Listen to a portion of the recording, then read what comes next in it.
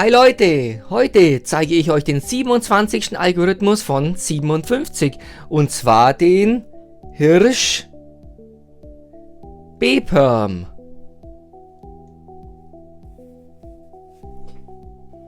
Das Muster sieht aus wie ein Hirschkopf.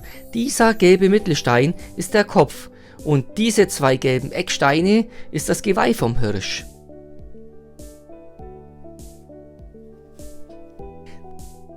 Dann müsst ihr die obere Fläche so weit drehen, bis das Geweih nach hinten zeigt und der gelbe seitliche Kantenstein nach vorne schaut.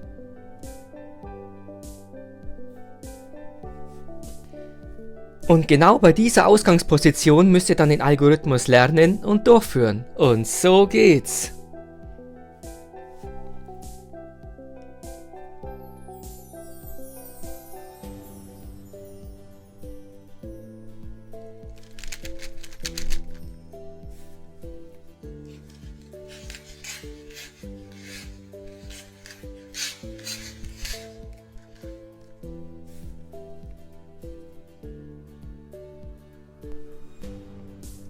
Viel Spaß beim Cuben!